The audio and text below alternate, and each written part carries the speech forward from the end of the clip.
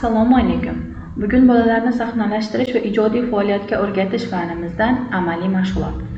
Amaliy mashg'ulotimizning mavzusi tashlandiq buyumlardan o'yinchoqlar yasash. Mavzuning rejalari: tashlandiq buyumlardan o'yinchoqlar yasash texnikasi, tashlandiq buyumlar va ulardan qanday foydalanish turlari, patchwork san'atining kelib chiqish tarixi. Amaliy mashg'ulotning maqsadi: nazariy maqsad: tashlandiq materiallardan o'yinchoqlar yasash orqali ekologik ta'lim berish, qayta ishlashning ahamiyatini tushuntirish va ijodiy yondashuvni rivojlantirish.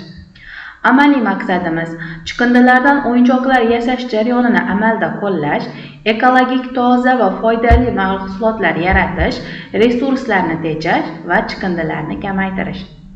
Ta'lim metodlari: amaliy, ko'rgazmali, interfaol metodlar. Ta'lim vositalari: tayanch matn, topshiriqlar. Tashlandiq materiallardan o'yinchoqlar yasash mavzusining kutilayotgan natijalari. Talabalarda tashlandiq chiqindilarni qayta ishlash va qayta ishlash bo'yicha bilimlarni oshishi, ijodiy va tasavvurni rivojlantirish, ekologik toza o'yinchoqlarni ishlab chiqish, resurslarni tejash va atrof muhitni muhofaza qilish, amaliy ko'nikmalar egallash va ekologik ongni oshishi. Tashlandiq materiallardan o'yinchoqlar yasash bugungi kunda atrof muhitni muhofaza qilish, chiqindilarni kamaytirish va tabiiy resurslarni tejash haqida ko'proq gapirilmoqda. Bularning barchasi ekologik mas'uliyatni oshishi va qayta ishlashni rag'batlantirish zaruratidan kelib chiqadi. Tashlandiq materiallardan o'yinchoqlar yasash bu ekologik muammolarni hal qilish, ijodiy fikrlashni rivojlantirish va resurslarni tejashning samarali usulidir. Tashlandiq materiallar nima? Bu kundalik hayotimizda ishlatib bo'lingan va foydalanilmay qolgan buyumlar, plastik, qog'oz, shisha, metallardan iborat bo'lishi mumkin.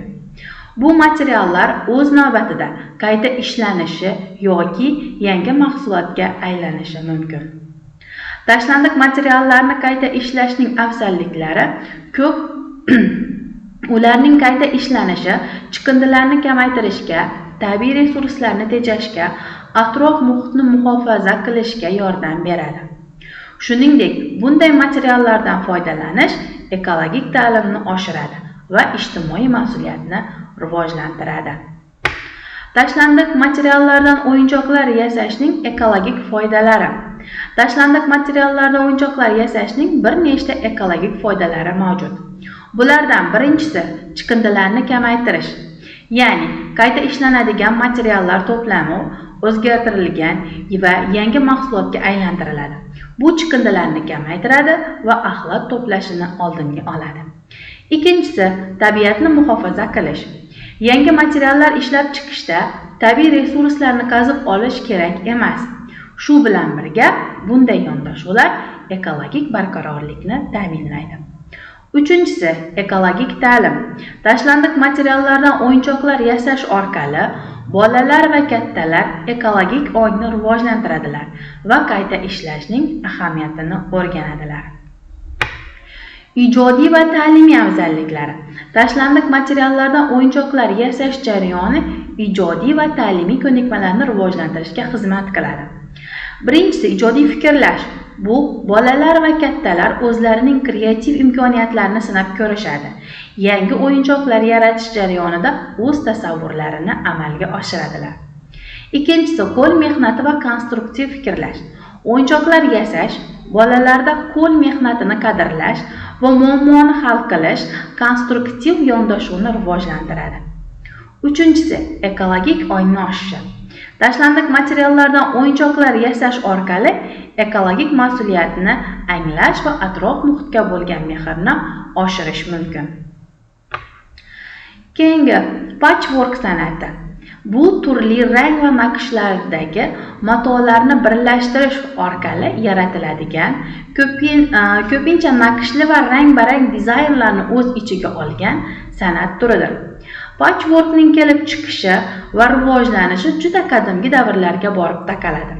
Bu san'at shakli turli madaniyatlar va davrlarda o'ziga xos uslublar bilan shakllangan. Qadimgi davrlarda patchworkning kelib chiqishi ehtimol qadimgi davrlarning oddiy kundalik hayotiga borib taqaladi. Birinchi patchwork namunalari qadimgi Misr, Xitoy va Yaponiyada ko'rish mumkin.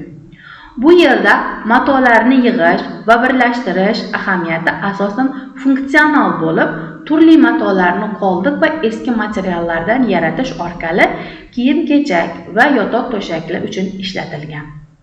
Bugungi kunda patchwork san'ati nafaqat amaliyot sifatida, balki zamonaviy san'atda ifoda va dizaynning bir shakli sifatida keng qo'llaniladi.